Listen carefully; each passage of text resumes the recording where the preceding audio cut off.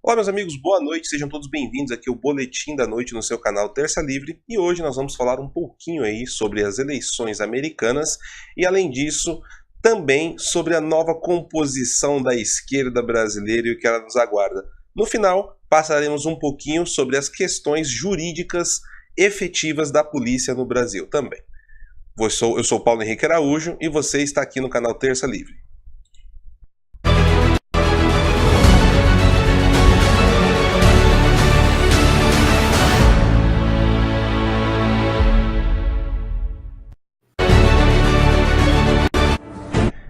É isso aí, meus caros, sejam todos bem-vindos aqui então novamente, e hoje nós vamos falar aí sobre o assunto que está em alta, né? Que são as eleições americanas como um todo. Dizia-se que teríamos aí uma grande onda azul da esquerda americana, ou seja, a grande onda democrata, né? Não estranhe o termo azul para quem não está familiarizado com a política americana. Lá, os democratas são representados pela cor azul e sim são a esquerda americana. Vale notar aí que foi feito um grande alarde sensacionalista, tanto na mídia, também como nas redes sociais, de que os democratas viriam como um trator derrubando tudo, e isso não se consolidou, né? Mas antes da gente falar um pouquinho disso, né, eu vou explicar para quem é novo aí no canal. Deixa eu até ver aqui o pessoal que já está chegando: o Nilba G, Isabel Silva, a Empreiteira Marques, olá, tudo bom? Ana Maria Nogueira, Cecília dos Santos, Adriano Rendler, boa noite a todos vocês.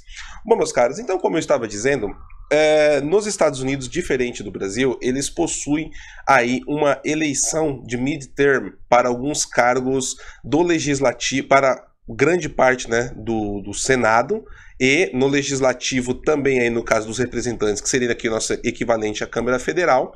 Além disso, também boa parte dos governadores. E isso é um movimento muito interessante que é diferente do Brasil, né?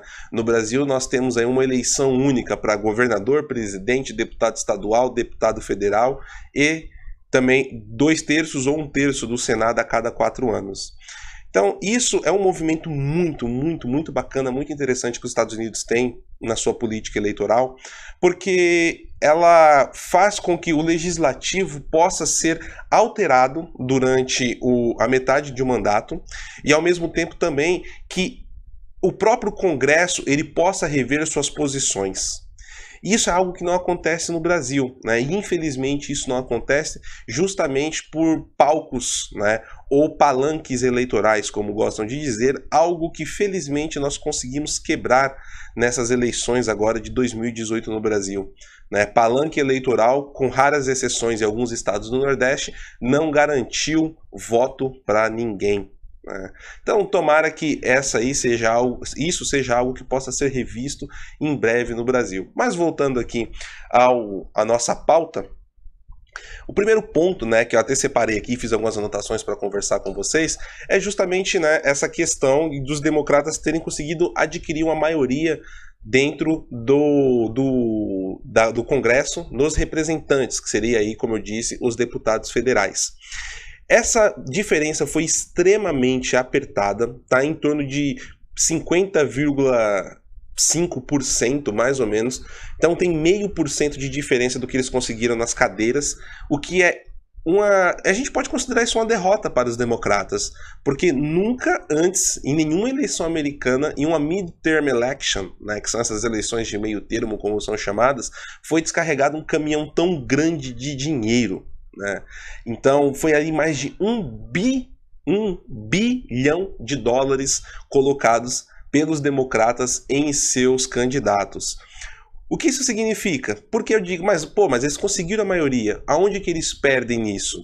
Bom, nas cadeiras de governadores, eles perderam. Os democratas conseguiram eleger menos governadores do que os republicanos. Porém, em alguns estados chaves ali do centro americano, eles conseguiram reverter, tirar alguns republicanos e colocar alguns democratas no lugar. Mesmo assim, perderam a maioria. Outro ponto interessante que tem nisso daí é o Senado. Dentro do Senado, os republicanos mantiveram a maioria e, além de tudo, ganharam 3 cadeiras. Tá? Então, se a gente for analisar isso, essa vantagem que os democratas conseguiram aí dentro do parlamento, vamos colocar em termos para ficar mais fáceis, né, para quem aqui do eleitorado brasileiro, não garante uma vantagem tão grande na maioria dos temas. Se algum democrata divergir ali, dois democratas divergir e não tiver uma votação em bloco, eles não conseguem aprovar as medidas que eles querem, e ainda assim, mesmo que aprovadas, quando ir para o Senado, existe uma grande chance de ser rejeitada, pois a maioria no Senado é significativa em relação a isso. Mas aí você pode estar se perguntando, poxa, mas o que isso tem a ver com o Brasil?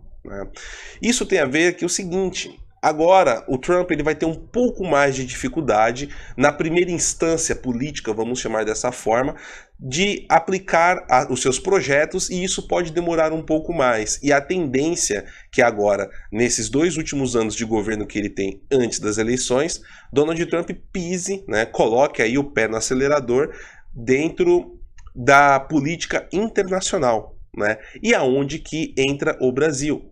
Pois os Estados Unidos hoje, ele possui um grande problema fiscal com a China. Donald Trump não quer mais a China como um grande parceiro comercial, como o chão de fábrica dos Estados Unidos, e ele já tem dado indícios aí, até recentemente num boletim da manhã falamos sobre isso aqui, que ele deseja que o Brasil assuma, não totalmente, mas em grande parte, esse papel. Então, isso é muito significativo, principalmente para a abertura econômica que o Brasil também pretende fazer aí sobre a batuta de Paulo Guedes. Paulo Guedes quer flexibilizar tanto as alíquotas de impostos do Brasil, de exportação e importação, e isso também pode ajudar novas indústrias, principalmente de tecnologia, a vir para o Brasil. Talvez não a preço tão competitivo, mas a redução de impostos é algo que atrairá muitas empresas a fabricar no Brasil, tanto para consumo interno quanto para consumo externo. Então é muito possível que nós vejamos aí um cenário muito mais favorável para o Brasil nesse sentido, agora já nesse segundo biênio do governo Donald Trump. Até porque muito do que ele vai pretender colocar em pauta aí das suas ações, da sua agenda no governo, ele vai ter que começar a trabalhar por decreto, algo que Barack Obama fez. Então, o pessoal tem falado muito, poxa, mas Trump teve uma derrota dentro dos Estados Unidos. Essa derrota não foi tão grande, Aliás, como eu disse há pouco, não podemos considerar isso uma derrota, pois ainda assim, em governadores e no Senado, ele tem a maioria, e a vantagem que os democratas conseguiram assim, é tão mínima que se o voto não for em bloco absoluto, não garante a maioria, o que dificulta ainda mais o trabalho deles. Mas o ponto que eu ia pegar, por exemplo, em 2010, os democratas no governo, no caso Barack Obama, eles perderam acachapantemente, nessas eleições de midterms. Então eu tenho aqui alguns números que eu vou trazer para vocês, que nas últimas 21 eleições, o partido do presidente perdeu uma média de 35 assentos na Câmara e uma média de 4 no Senado. Como eu disse agora há pouco, o Partido Republicano perdeu 26 assentos, que foi abaixo da média, no Legislativo, nos representantes, que seria o mesmo que os deputados federais, e ganhou 3 no Senado. Porém, fazendo uma comparação em 2010 com o primeiro mandato do Barack Obama, quando ele perdeu 6 assentos no Senado e 63 assentos na Câmara. Então a gente pode ver que essa onda azul democrata, que foi muito alardeada, principalmente na mídia americana, infelizmente não passou de uma marolinha, como diria aí o ex-presidente Luiz Inácio Lula da Silva. Tá certo, pessoal? Eu vou para um rápido intervalo comercial e volto daqui a pouco com novos temas para vocês. Até mais. Olá, amigos do canal Terça Livre. Nós lutamos juntos para elegermos o primeiro presidente verdadeiramente conservador. E agora nós queremos comemorar juntos. Então, no dia 17 de novembro, esse número tão simbólico para nós conservadores, ocorrerá na cidade de São Paulo o primeiro congresso estadual do Movimento Brasil Conservador. Será uma tarde repleta de grandes palestras, com Alan dos Santos, Ítalo Lorenzon, Paulo Henrique Araújo, Luiz Vilar, com o príncipe Dom Bertrand, com a Zoe Martinez e também com o cantor Lobão. Então garanta já sua presença, as vagas elas são limitadas. Acesse o site eusoumbc.org.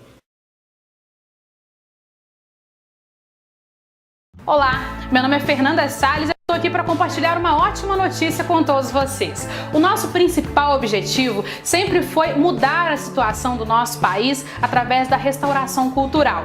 Foi assim que nasceu o Terça Livre Cursos e através dele nós conseguimos mudar a concepção de centenas e centenas de pessoas para melhor. Mas nós ainda não estamos satisfeitos. A nossa equipe se empenha diariamente em trazer um produto de qualidade que mereça a sua atenção. Foi visando o aprimoramento dos serviços que você já conhece que o Terça Livre Cursos mudou de nome. Eu lhes apresento Terça Livre Escola, a nova marca que nós estamos adotando para os cursos que você já conhece. Mas pode ficar tranquilo, os cursos melhoraram, mas o preço continua o mesmo. Por apenas R$ 9,90 por mês, você tem acesso a todos os cursos do Terça Livre Escola, como inglês, espanhol, história do Brasil e muitos outros. Não perca mais tempo, faça já sua inscrição.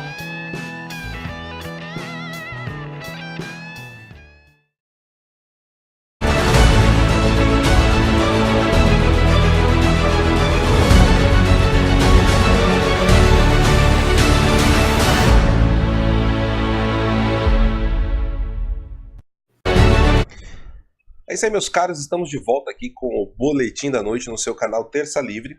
E agora eu separei aqui dois assuntos, estou até abrindo aqui do lado para a gente falando. Que o primeiro deles é que o encontro que ocorreu aí entre Ciro Gomes e Marina Silva, né, estão costurando uma nova frente de oposição pragmática a Bolsonaro. É aquela famosa esquerda caviar até mesmo para ser oposição. Eu vou ler aqui um pouquinho alguns trechos interessantes, né? A notícia aqui que está no O Globo.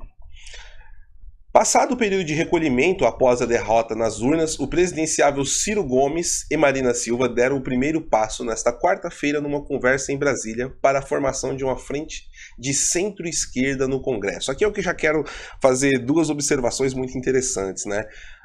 Todo mundo sabe que o viés do jornal O Globo é amplamente de esquerda, né? E isso é algo muito claro, a gente pode verificar de diversas maneiras, e eles colocam aqui de maneira muito peculiar, né? Após o período de recolhimento após a derrota nas urnas, né? Todo mundo sabe que Ciro Gomes não precisou se recolher coisa nenhuma, né? O que Ciro Gomes fez foi, dar no pé logo após o primeiro turno, porque ele não queria dar apoio ao PT. Pura e simplesmente. Esses são os fatos, né? Ciro Gomes ele ficou altamente magoado, doído, vamos dizer assim, puto com o PT, essa é a palavra correta para se dizer. Por quê? Porque por vaidade, né, do seu líder máximo, né, do seu grande líder, Luiz Inácio Presidiário da Silva, ele não teve apoio do Partido dos Trabalhadores ali para ser o principal candidato da esquerda, né? O PT preferiu colocar ali Poste, mais conhecido como Andrade no Nordeste e no restante do Brasil mesmo como Fernando Haddad. E assim ele perdeu a grande oportunidade que ele teve em toda a sua carreira política de ser pela primeira vez eleito presidente do Brasil, né? Há de se convir que caso Fernando Haddad não fosse o candidato do PT, né, e o grande candidato da frente de esquerda fosse aí Ciro Gomes, Jair Bolsonaro teria mais dificuldades, teríamos uma eleição muito mais apertada, né? Então, Ciro Gomes ele também entende isso, e isso foi algo muito ruim para ele. Então, para ele não ter que se comprometer com o público, né, com o eleitorado de esquerda, ele foi viajar, foi fazer a sua sabatina, foi se recolher aqui, como diz o Globo, e ainda no final mandou o irmão dele, Cid Gomes, né, para já abrir essa ferida, né? Porque agora o PT deu ali o último grito dele de força que ele tinha de hegemonia na esquerda. Isso não significa que o PT está morto de uma maneira geral. O PT tem muitas possibilidades de se ressurgir e tem como fazer isso. Porém, o PT já não tem mais a hegemonia, como ele manteve mesmo quando Dilma Rousseff foi afastada pelo impeachment, né? E isso agora é uma mudança de cenário. Grandes aliados do PT, até como o próprio PCdoB, que é um aliado histórico, já tem conversado com outros partidos de esquerda para compor uma oposição não estritamente com o PT. Pois ficou muito claro para a esquerda nacional como um todo é que o antipetismo foi um fator muito grande. E uma boa parte do eleitorado brasileiro não entende o que é esquerda e o que é direita. Eles entendem quem vai me ajudar e quem não vai me ajudar. Quem é a favor de rico e quem é a favor de pobre. Porém, o PT ficou com a pecha da corrupção, o antipetismo. E isso foi reforçado e explorado por muitos candidatos políticos também, como o próprio João Dória aqui em São Paulo. Então isso faz toda a diferença, não estar mais ligado ao PT. Há algumas correntes que defendem que Fernando Haddad saia do PT, vá para um outro partido de esquerda para ganhar mais expressão política e não ficar ali preso à sombra do PT. Essas são algumas análises. Então, dentro disso aí, após esse grande preâmbulo, após esse grande preâmbulo, a gente tem aí agora essa reunião entre Marina Silva e Ciro, que são dois eternos magoados com o Partido dos Trabalhadores. E eles pretendem fazer mais um bloco de oposição da esquerda. Agora eles chamam aqui de centro-esquerda, que é o segundo comentário que eu gostaria de fazer. Afinal, o que seria um centro? Né? É algo que eu gostaria de entender, o que na conjectura brasileira, o que eles dizem, até mesmo pela própria grande mídia aí, o centro, precisamos de um político de centro. Eu fico imaginando isso no dia a dia, né, como deve ser. Por exemplo, é o cara que ele é a favor de um Estado mínimo, mas ao mesmo tempo é a favor do aborto?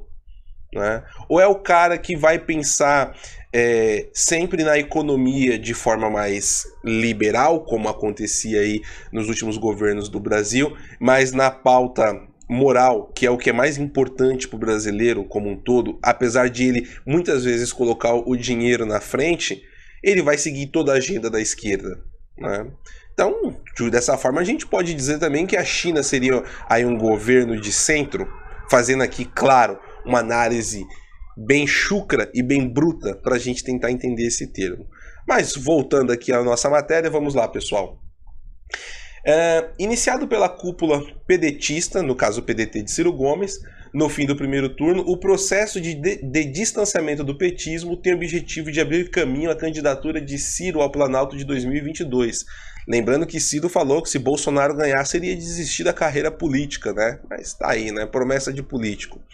Ao relatar a conversa que teve com Marina, Ciro fez questão, no entanto, de dizer que os dois não trataram de projeto eleitoral, mas sim de uma agenda comum de oposição pontual a Bolsonaro, sem a desconfiança de que o novo governo represente uma ameaça à democracia. Aqui abre aspas a Ciro Gomes. Eu e a digníssima, belíssima, democratíssima Marina Silva somos muito amigos e partilhamos de algumas preocupações. Fui propor a ela uma rotina de diálogo. Precisamos criar uma frente não oportunista de guarda dos interesses da institucionalidade democrática, porque o PT introduziu uma retórica de que a democracia brasileira estava em risco. Nós não vemos assim até o presente momento, né? Então, isso daqui, meus caros, já deixa muito claro a janela de Overton que a esquerda está abrindo. Ou seja, você vai ter uma esquerda totalmente radical, como eles gostam de dizer, que vai estar representada aí por PSOL, PCdoB, PCO, PSTU, enfim, esses aí não tem nem legitimidade, esses dois, né? Praticamente não tem ninguém para fazer frente, mas podem articular isso aí em universidades, em ações fora do campo político eleitoral como um todo. Mas você pega isso, esse é o primeiro ponto. O meio termo dessa janela de Overton e o centro da esquerda vai ficar na mão do PT, que vai ser aquele que na mídia vai fazer uma oposição mais ferrenha, vai ser histérico, agora vai ter a Gleisi Hoffmann para ficar gritando, né, dentro da Câmara dos Deputados, mas agora também vai ter uma Joyce Hasselmann para bater de frente com ela, a queridíssima Bia Kicis, Carla Zambelli, então também não vai ter uma vida fácil. E aí você vai vir como aquele cara do centro, aquele cara que é, sabe, é o murão, vai tentar pegar aquele vácuo que o PSDB deixou agora, porque o PSDB malemar tem João Dória aqui em São Paulo, que vai ter que fazer um belo trabalho como governador e vai estar numa situação um pouco estranha de vir como um candidato à presidência depois de todo o afago que ele fez a Jair Bolsonaro agora em 2018. Vir em 2022 não é algo impossível, mas vai ficar um discurso retórico muito complicado. Então, qual que é a intenção de Ciro Gomes? Primeiro, abarcar o capital, literalmente de fato, que vem junto com Marina Silva, né? Porque Marina Silva, para quem não sabe, é bancada aí por grandes empresas brasileiras, né? Não vou citar os nomes aqui agora, mas se você fizer uma pesquisa rápida, você vai conseguir identificar quais são, e isso é importantíssimo, né? Porque ainda assim, esses políticos não falam a língua do povo, eles não estão próximos do povo. Ciro Gomes, ele não tem uma expressão tão grande e forte, tão grande como ele tem forte ali dentro do Ceará. Né? Então ele precisa de dinheiro ainda, ele não consegue ter um capital de conversação, vamos dizer assim, com o público como Jair Bolsonaro conseguiu conquistar e conseguiu construir, enquanto todos os outros candidatos aí, como por exemplo o Haddad, fazia live para 4 mil pessoas, enquanto o Bolsonaro fazia para 250, 300 mil pessoas. Então isso também é um grande diferencial. Então Ciro Gomes agora aí vai abrindo caminho, sim, para começar a ser o candidato do centro, aquele cara moderado, e quando o seu Rivotril aí, como já dizem Zumbis e Brasília, acabar, vai implantar a cirocracia nesse país, tá certo? Seu fascistinha de merda. Essa é a ideia. Bom, pessoal, então passando aqui para a próxima notícia de hoje, né, e a última do nosso boletim, eu vou falar um pouquinho sobre a tão famigerada audiência de custódia. Mas antes eu vou dar uma passadinha aqui pelo chat para conversar um pouquinho com você, ver o que vocês estão falando. Jorge Amaral aqui está dando risada falando da múmia. O Bonitão das Tapiocas está aqui confirmando as empresas que já patrocinaram, né, aí já financiaram campanhas da Marina Silva, como Natura, Itaú, Odebrecht, etc., ao longo do tempo. O Pacificador comenta: fogo cruzado é uma boa para eles que não tem nada a perder. O Leandro de Santana também comenta que essa é a primeira vez que está entrando uma direita no poder para ajudar o povo brasileiro. O povo está muito acomodado com a esquerda. Desde quando esquerda é bom? Até na Bíblia diz. É uma boa. Isso aqui é interessante que o Leandro está comentando, pessoal, pelo seguinte. O Alan comentou isso daqui no boletim da manhã de ontem, se eu não estou enganado, ou foi no boletim... Foi em algum boletim entre ontem e hoje, né? Acho que foi no boletim da manhã de ontem, que ele estava falando, né, que a falta de militância, que a direita brasileira hoje não tem uma militância, ela não tem nada catalogada. Não tem algo como, por exemplo, a resistência fajuta que nós vimos aí, mas não tem algo que dê sustentação ainda, de fato. Um relato que eu venho recebendo muito aqui no WhatsApp dos seguidores do Terça Livre, que é o seguinte: poxa, a gente tem que ver uma forma de mobilizar, porque agora que o Bolsonaro foi eleito, muitas pessoas estão saindo dos grupos, estão falando assim: não, a gente já conseguiu eleger o Bolsonaro, agora eu estou saindo aqui do grupo, e está começando a desmobilizar.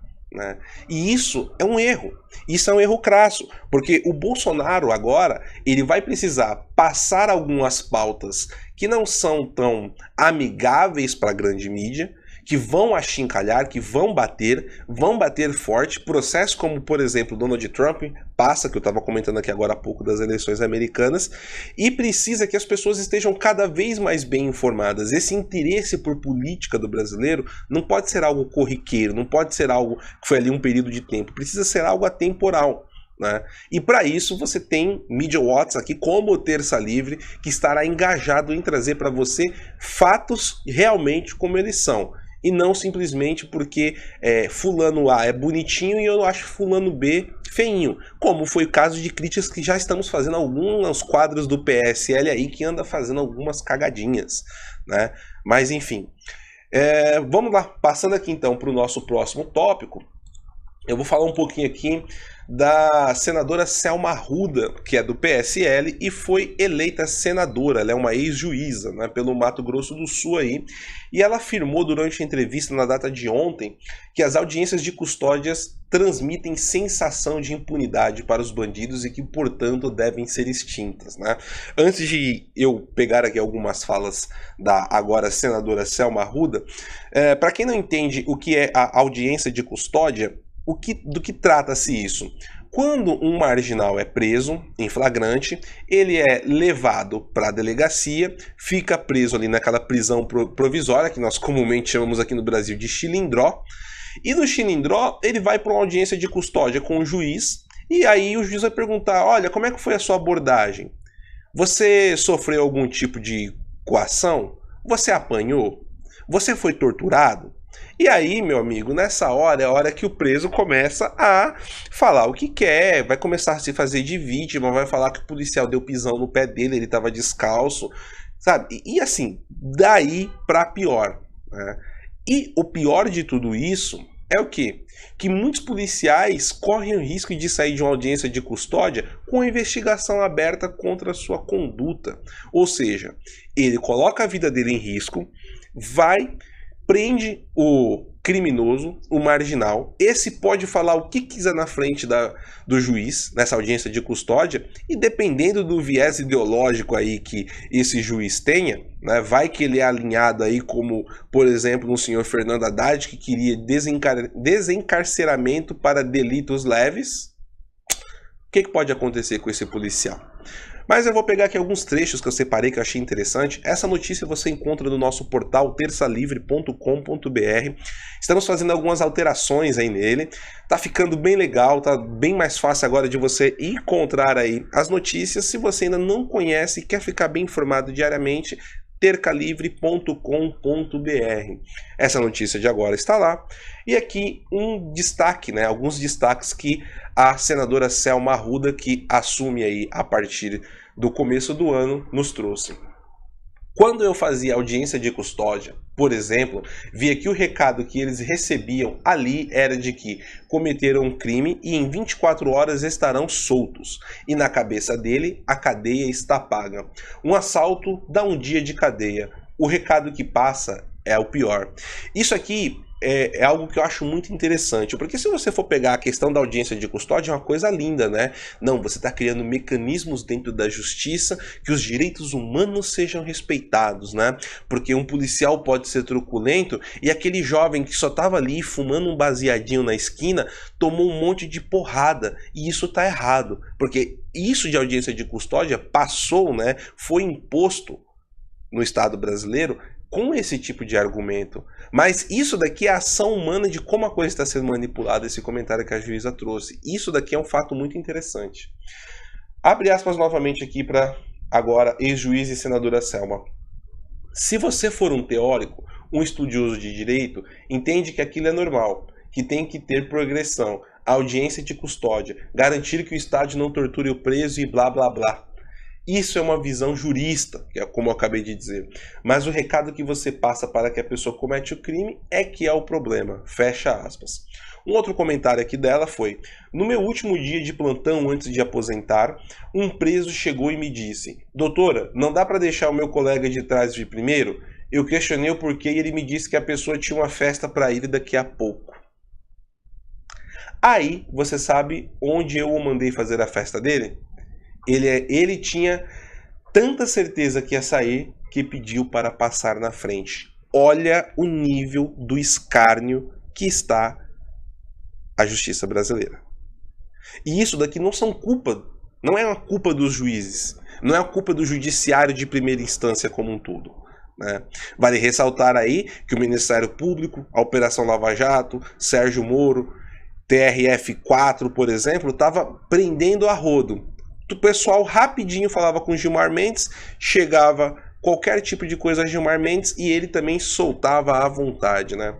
Aí aqui você pode entrar, mas ali você tinha algum ponto de jurisprudência que podia ser solto. Meu amigo, o campo moral da coisa foi para o espaço, né? Gilmar Mendes hoje é conhecido no Brasil como o mão solta, né? Qualquer um que for preso liga pro Gilmar, manda qualquer despacho pro Gilmar, tá solto. Essa é a visão pública que existe da coisa, né? O STF hoje, infelizmente, isso é muito triste de se dizer, é totalmente desacreditado pela população. E hoje num Brasil que incrivelmente as pessoas sabem a escalação dos 11 ministros do STF, mas não sabem a escalação da seleção brasileira. Quem diria, né? Então é uma chance de ouro aí para o STF tentar se redimir. coisa que eu não tenho grandes esperanças, ainda mais com quem hoje preside a casa, né, que é o senhor Toffoli, né, para quem não sabe, ex-advogado do PT em 2 oportunidades eleitorais.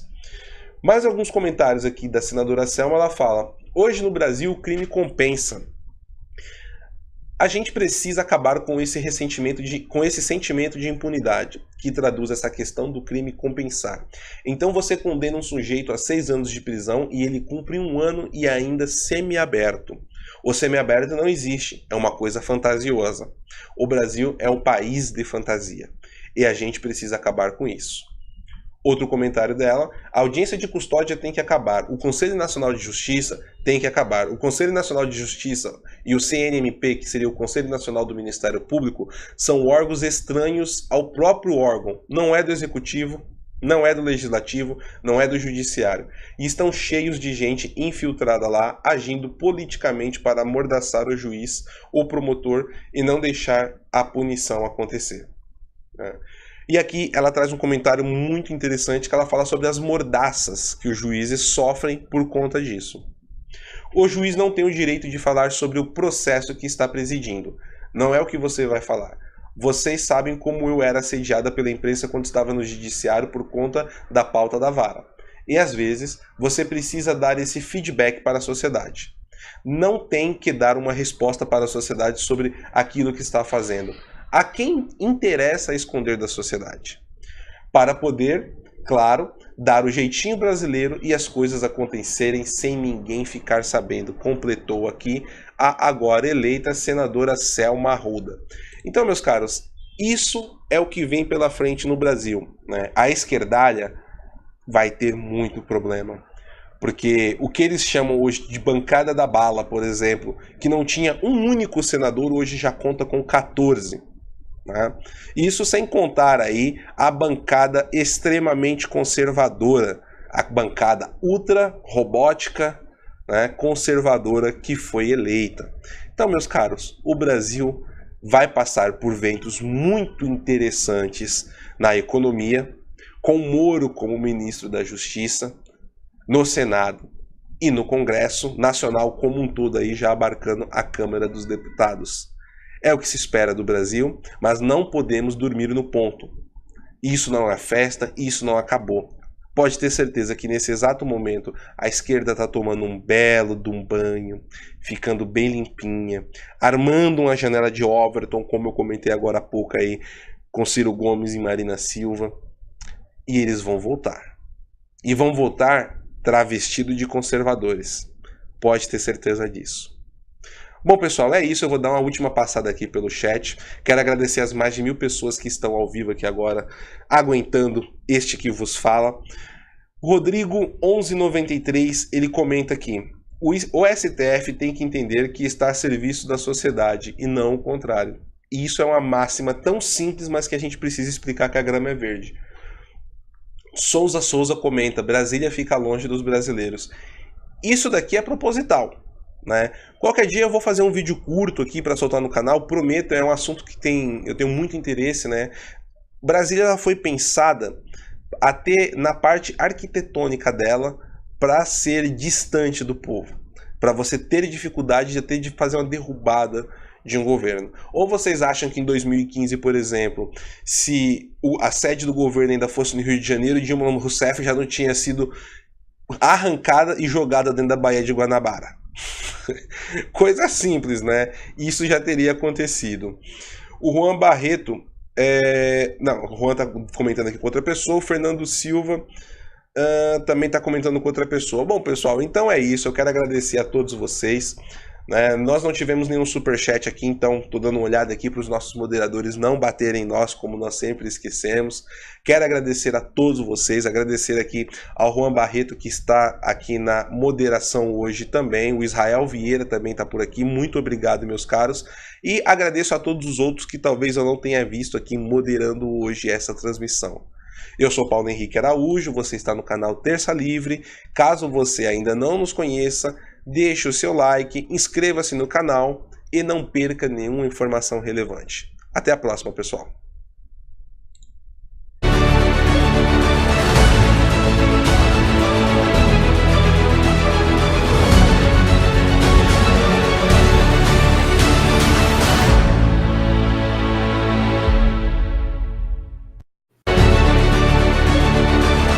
confiaria em um médico que quer manter sua saúde ruim? Você confiaria em um professor pago por uma pessoa que quer que você siga sem instrução? Pois é, assim funciona a imprensa brasileira. Sem as verbas públicas dadas em forma de propaganda pelo governo, os meios de comunicação não sobreviveriam.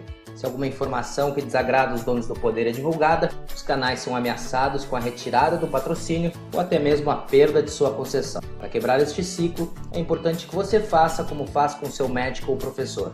Você paga o salário dele e assim pode controlar que o serviço prestado será em seu benefício. No caso da informação, você escolhe sua mídia livre de preferência e colabora diretamente, sem intermediários. Cuidado! Alguns canais utilizam esse nome, mas seguem dependendo de ajuda governamental para funcionar, caindo no mesmo problema diário. Invista em informação imparcial de qualidade e tome boas decisões com base em notícias verdadeiras. Terça Livre. Assista, colabore, nosso país precisa de todos nós. Pessoal, voltei aqui só para dar um recadinho rápido, tá? O TLGP está mudando de horário agora nas quartas-feiras. Ele vai ser transmitido às 22 horas.